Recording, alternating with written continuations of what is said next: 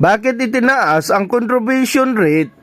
Batay sa legal na basihan o legal basis, ang pagtaas ng contribution rate ay bahagi ng Social Security Act of 2018, RA 11199, na nagsasaad na unti-unting pagtaas ng SSS contributions mula 2019 hanggang 2025. Narito ang timeline ng pagtaas. Ng taong 2019, ang contribution rate ay 12%.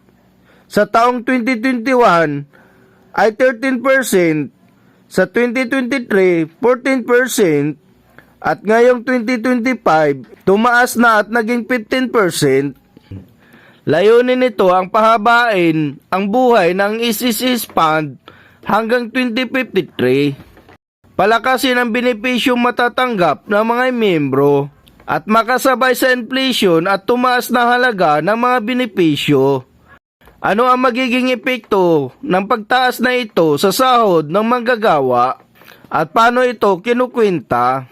Ang 15% ay based sa monthly salary credit o MSC ng isang empleyado. Paano ang hatian sa 50% contribution? Ang magiging employee share ay 5%. At 10% naman ang employer. Halimbawa, kung ang empleyado ay sumasahod o may sahod na 20,000 pesos, ang 15% ng 20,000 ay 3,000 pesos. Ito yung magiging total contribution sa SSS, which is paghahatian ng employee at employer. Ang empleyado ay magkakaroon ng ambag na 1,000 pesos at ang employer ay 2,000 pesos. Isa pang halimbawa, mga idol, para naman sa mga minimum wage earner na may sahod na 12,000 pesos, 15% of 12,000 pesos is equal to 1,800 pesos. Ito yung magiging total contribution sa SSS. 600 pesos sa empleyado at 1,200 naman ang employer. So bawas sa take home pay ang dagdag contribution na ito, pero may kapalit ito, mga idol. Ano ang kapalit ng dagdag na contribution? Una, mas malaking benepisyo, retirement pension. Mas mataas ang magiging buwan ng pension mo sa hinaharap.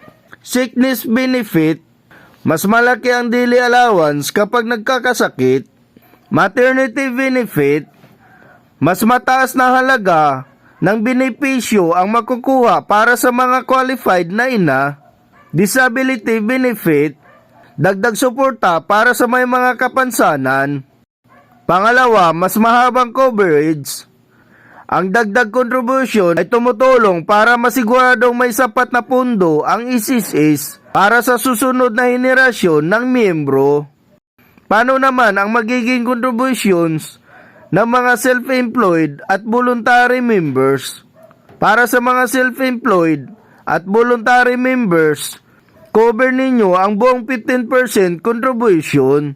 Wala po kayong magiging kahati sa pagbabayad nito. Gamitin ang SSS Online Calculator para malaman nyo ang eksaktong halaga ng inyong contribution bisa kita mo.